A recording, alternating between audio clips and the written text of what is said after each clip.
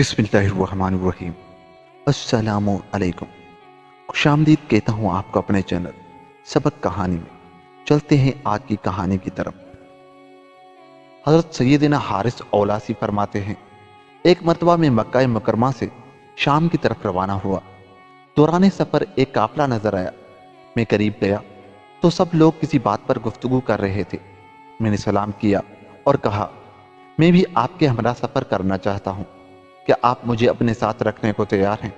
कहा, जैसी तुम्हारी मर्जी, हमें कोई एतराज़ नहीं। चुनाचे मैं भी उस काफिले में शामिल हो गया। मुसाफिर अपनी अपनी मतलूबा मंजिल पर ठहरते रहे।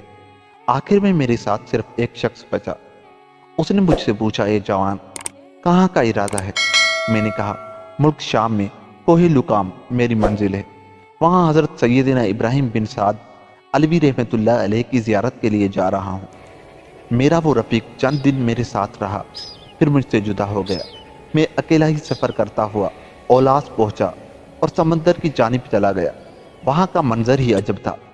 एक शख्स समंदर की लहरों पर इतने सुकून से नमाज पढ़ रहा था, गोया ज़मीन पर है।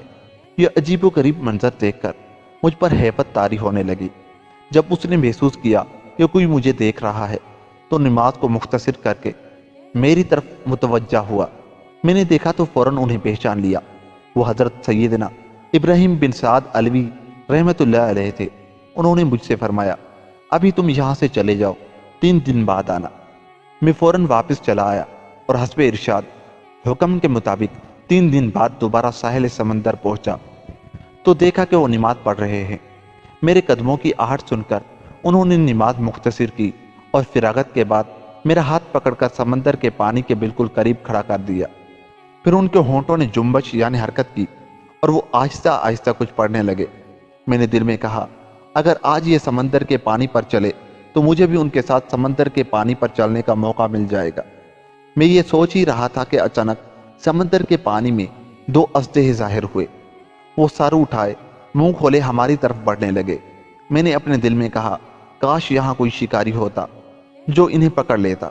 जैसे ही मेरे दिल में ये ख्याल आया, फौरन वो दोनों अजदहे पानी में गायब हो गए। हज़रत सैयदना इब्राहिम बिन साद अलवी रहमतुल्लाह अलैह मेरी तरफ मुतवज्जा हुए और फरमाया, यहाँ से चले जाओ, अभी तुम अपनी तलब को नहीं पहुँच सकते। जाओ, अभी पहाड़ों में गोशा नशीनी इख्तियार करो। दुनियावी ज़िंदगी को बहुत कम समझो और जो कुछ मिल जाए उसी पर सब्र करो, यहाँ तक कि तुम्हें पैगाम अजल आ जाए। इतना कहकर आप रहमतुल्लाह अलैह मुझे वहीं छोड़कर एक सिमत तशरीफ़ ले गए। दोस्तों, अगर आपको हमारी वीडियो अच्छी लगी तो जाते जाते हमारे चैनल को सब्सक्राइब कर लें। खुदा हाफिज़।